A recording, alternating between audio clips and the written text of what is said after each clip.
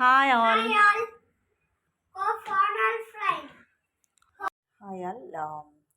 So ఈరోజు మనం ginger and garlic paste ఎలా స్టోర్ చేసుకొని ఒక 1 మంత్కి సరిపడా ఏ విధంగా స్టోర్ చేసుకోవాలనేది చూపిస్తున్నాను. ముందుగా ఇలా ఆ, ఒక 4 తీసుకున్నాను పెద్ద పెద్ద ముక్కలు.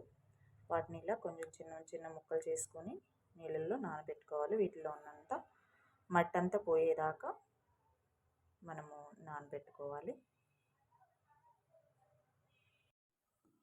సో ఆ విధంగా నానబెట్టుకున్న తర్వాత వాటిలో ఉన్న మట్టి అంతా పూర్తిగా తొలగిపోయేటట్టు మనం శుభ్రంగా కడుక్కొని స్మాల్ స్మాల్ పీసెస్ చేసుకొని ఇలా డ్రై చేసుకోవాలి, ఆరబెట్టుకోవాలి. నేనైతే ఒక నైట్ అంతా ఫ్యాన్ గాలి కింద ఆరబెట్టాను. చూడండి ఎంత పొడిగా ఉన్నాయో. ఇది స్టోర్డ్ మిక్చర్ కాబట్టి కొంచెం డ్రైగా ఉండాలి. సో ఈ విధంగా చిన్న చిన్న పీసెస్ చేసుకొని, యాక్చువల్లీ చాలా నానబెట్టాను బట్ కొంచెం అల్లం కుళ్ళిపోయింది, అందుకే తక్కువ క్వాంటిటీ వచ్చింది. సో ఆ క్వాంటిటీకి సరిపడా మనం వెల్లుల్లి రెప్పలు తీసుకోవాలి. తర్వాత ఈ రెండింటిని బాగా మిక్స్ చేసుకోవాలి. ఇది స్టోర్ చేస్తుంది కాబట్టి మనం తీసుకున్న ముక్కలు తగ్గట్టు కొంచెం ఉప్పు వేసుకోవాలి. తర్వాత కొంచెం పసుపు వేసుకోవాలి. తర్వాత కొంచెం ఆయిల్ కూడా వేసుకోవాలి.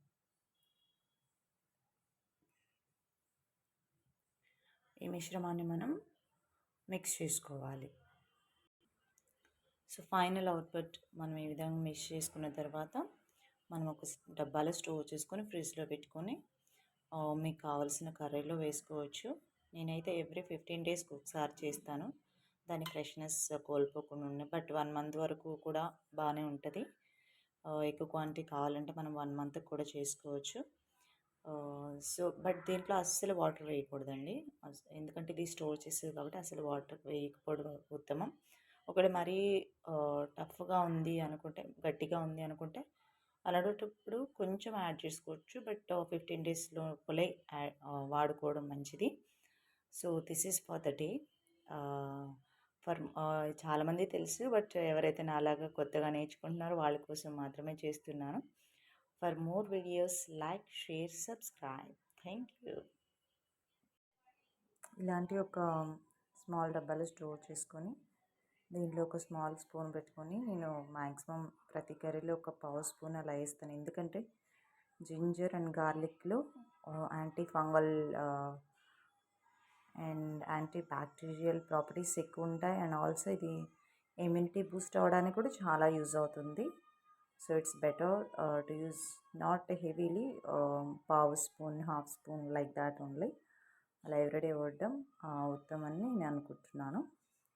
So this is for the day.